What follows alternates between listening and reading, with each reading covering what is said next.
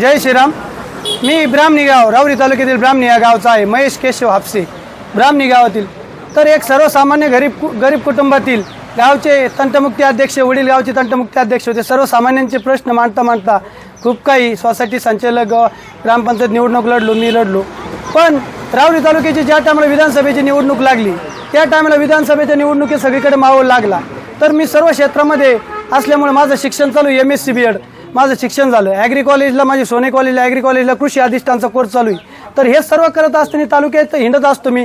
वडील केशवप्पा हापसे, प्राजक्त दादा तनपूर यांचे कार्यकर्ते होते, पण त्यांनी माघार घेतल्यामुळे त्यांच्या संग हिंडत सगळ्या तालुक्याचा अभ्यास आहे माझ्याकडे। तर सगळं हिंडत असताना तर त्यांनी माघार घेतली निवडणुकीतून। मग माघार घेतल्यामुळं मला निवडणुकीला मी अर्ज भरला होता, मला उतरावं लागलं रिंगणात। तर मी निवडणूक रिंगणात उतरलो।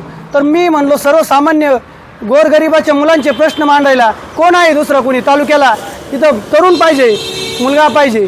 तर भरपूर प्रश्न आहे सर्वसामान्यांचे। आज राऊरी तालुक्यामध्ये नोकऱ्याचे प्रश्न आहेत, तरुणांना नोकऱ्या नाही, रोजगार नाही आहे। तर आणि राऊरी तालुक्याची परिस्थिती कशी झाली मित्रहो, आज राऊरी तालुक्याची अस्मिता कारखाना बंद आहे। आपला एवढा मोठा बापूजी साखर कारखाना बंद आहे। तर त्यामध्ये भरपूर कुटुंब चालतात, ते सुद्धा बंद आहे। विद्यापीठचे भरपूर कामगाराची भरती तिथं थांबवलेली आहे।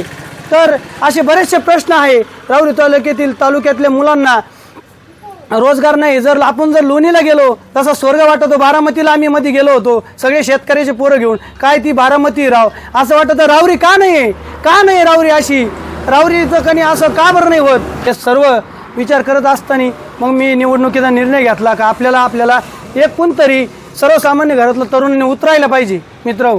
कारण की का नाही सर्वसामान्य घरातला आमदार होऊ शकत, म्हणून मी या प्रश्नावर ठामपणे राहिलो। शिक्षण करता निवडणुकीच्या रिंगणात उतरलो। तर मित्र, सर्वसामान्य घरातल्या शेतकऱ्यांची मुलं मला भेटतात, कार्यकर्ते भेटतात, केशवप्पा हापसेंचे मित्र भेटतात, चांगला प्रतिसाद मिळू राहिला मित्रहो। खताळ साहेब निवडून आले, आपले बाळासाहेब थोरात एवढी मोठी हस्ती होती म्हणजे देव माणसं आहे ते साहेबाजी। आता मी छोटा माणूस आहे, एवढ्या मोठ्या माणसांबद्दल मला बोलायचे हे नाही, आणि मी सर्वसामान्य घरातला छोटा माणूस आहे बाबा। पण कसं आहे, आता मला चिन्ह पण चांगलं भेटलं मित्रांनो। चिन्ह बघा काय भेटलं, किटली, चहाची किटली भेटली। म्हणजे मोदी साहेब जे असं म्हणतात की चहा विकून पंतप्रधान चहा विकत होते असं म्हणतात मोदी साहेब, मला ती चहाची किटली भेटली पंतप्रधान साहेब। म्हणजे बघा चिन्ह किती भारी भेटलं। आणि अनुक्रमांक 7 भेटला बा, 7 अनुक्रमांक।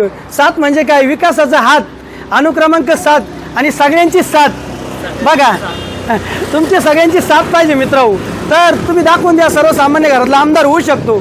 माझा प्रचार एक सर्वसामान्य घरातला मुलगा म्हणून। इंधन बचत, आज इंधनाचा प्रश्न आहे, इंधन नाही आहे, आज पेट्रोल टाकायला सर्वसामान्य घरातले मुलांकडे पैसे सुद्धा नाही।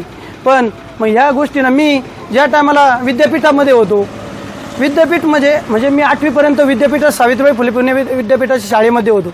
तर मी सायकलवर प्रवास करत होतो तिथपर्यंत, माझ्याकडे त्या टायमाला माझी परिस्थिती नव्हती। तर मी आज सायकलवर प्रवास करू राहिलो। विद्येविना मती गेली, मतीविना नीती गेली, नीतीविना गती गेली, आणि गतीविना वृत्त गेले, आणि एका अविद्येने एवढे अनर्थ झाले। एवढं एका विद्येचं एवढं महत्त्व आहे, म्हणून आपल्या सर्वसामान्य तरुणांना विद्येची गरज आहे। म्हणून मित्रांनो, मी एका माळकरी घरातला मुलगा आहे, एका सर्वसामान्य घरातला माळकरी घरातला मुलगा आहे। तर मी सर्वांना विनंती करतो का सर्वांनी चहाची किटली